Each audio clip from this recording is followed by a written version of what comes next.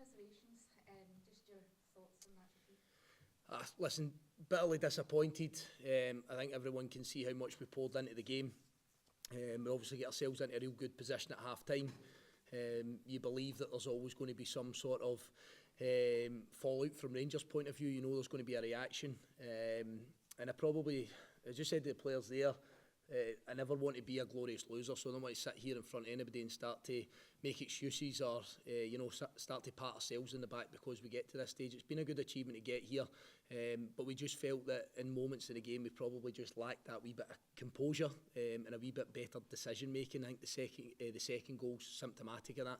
Second goal Rangers get, we'll probably it's a foul on Zach Robinson, I think, which the referees maybe acknowledged at the time, but he stays on his feet, tries to keep the ball alive, and it's possibly just at a spell in the game where if we manage it better, make a slightly better decision. No criticism of Zach, he's too honest sometimes, but I just felt that was one that led to a square pass and obviously the break and the counter attack at that stage for Rangers. And from our own point of view, I think we have to look to improve slightly on the ball. That'll be the bit that would get us over this hurdle. That's not a criticism, that's what we want to try and evolve to. But the next stage for us off the back of what is a sore one today is just to try and pick the players up, because we don't want a hangover off the back of a disappointing day.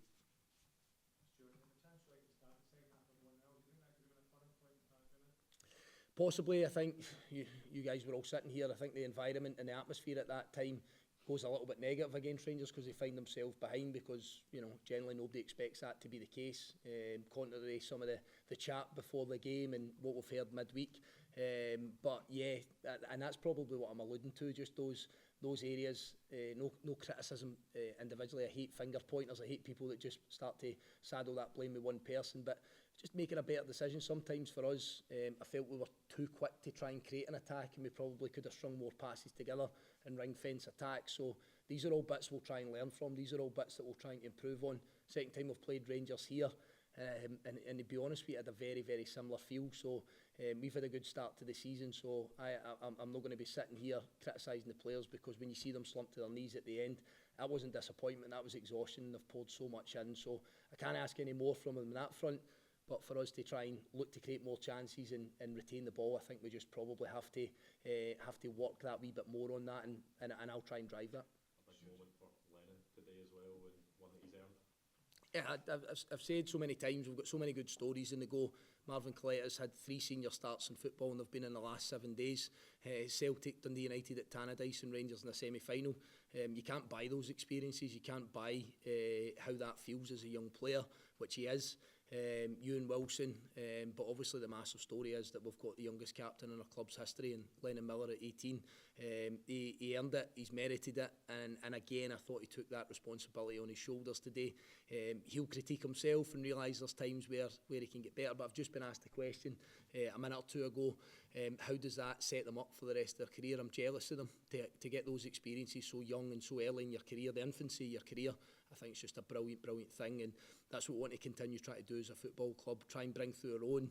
Ewan Wilson coming back for Beath Juniors to play at Hampden in a semi-final out of position in the middle of the park. It's not a bad experience to have, and I'm sure that they'll improve off the back of it. Just to be clear, did you feel it was a foul in the build-up to Rangers' second goal? Yeah, I understand. I'm not going after referees here at all. I thought Nick was really good in the game today. I thought he handled it well. I thought he allowed a flow to the game as best he could. I just felt that at the time, the centre-back's manhandling our striker, he's trying to be honest, to stay on his feet and to try and retain the ball. And it's the one that we all speak about sometimes, to let your team breathe. Do you have to fall down for it to be a foul? I think what Nick's done is allowed the game to try and roll on. It goes to Dan Casey.